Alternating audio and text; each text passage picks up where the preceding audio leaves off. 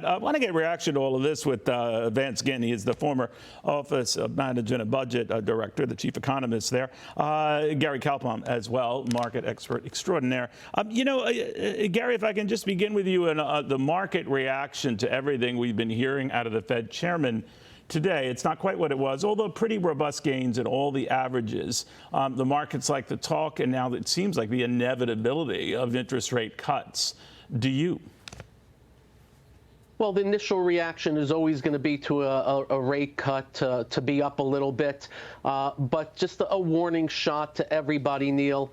We've already had the most gargantuan rate cut in a very long time, and that's the 10-year yield. That's the free market. That's the defining force behind loans and mortgages. It's gone from 5 down to 3.8%. The Fed's still at 5.5 on the high end, so he's going to come down a quarter, a half. He's just playing catch up. As far as the market, corporations are doing pretty darn well, and that drop in interest rates has the cost of capital from the individual all the way to the biggest corporations making more profits because of it and able to do business better because of it. And I think that's what's driving the bus right now. You know, I know you're not a political guy, Vance, but obviously any rate cut in this environment and the robust market response, at least it gets ahead of the fact. That's the wind at the back for Kamala Harris, a little less so for Donald Trump. But what do you think? Yeah, pleasure to be with you, Neil. I mean, you're right. This looks kind of strange right before the election to be cutting interest rates, but it's something that we oftentimes will see, that we will have it where a Fed chairman will wait until after the election. But given the situation right now, it seems like, for what he's saying at Jackson Hole, Chairman Powell, that they will cut interest rates. One thing I would just flag is that, inflation is still running pretty hot. I know we've seen it moderating. It's getting closer to their 2% target, but we're not quite there. We've got to remember what happened during the 70s and the 80s when they started cutting interest rates and putting more money in the economy. Inflation soared again. And then we had a double dip recession in the early 1980s. So we got to be aware of that as well. Yeah, and that led to Paul Volcker getting appointed the Fed chairman to reverse what Arthur Burns had done because he had gone too far. You're quite right to remember that. Gary, I mean, there is this fear, too. The Fed always has to balance, these inflationary pressures with delaying a response to them and triggering a slowdown or worse. I mean, are we in danger of that as you see things right now? Prices are still way up. The rate of inflation is down. If the rate of inflation starts ticking back up, I can promise you the 10-year yield at 3.8, well, you'll see it at 4.25, 4.5, and then we can be in the soup. So it's something that has to be watched very, very carefully.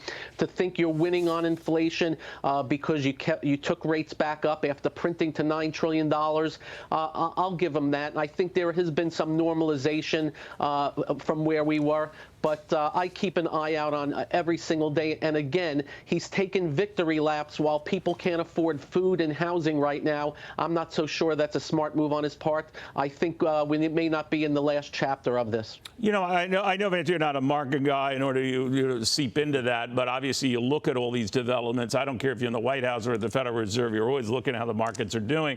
And one of the things that you hear among officials is that this idea that, money could change hands. In other words, if Gary's right that, interest rates don't necessarily go down, market rates don't go down, but actually, start picking up steam and with whatever economic activity you have, or if it's overdone and inflationary, that could prove some headwinds for stocks, right? I mean, in other words, that alternative you have to stocks like CDs and the like that have been, yielding 4.5%, 5%, some 5.5%, 6%, that could be a bit of a threat, couldn't it? I say threat in that to stocks.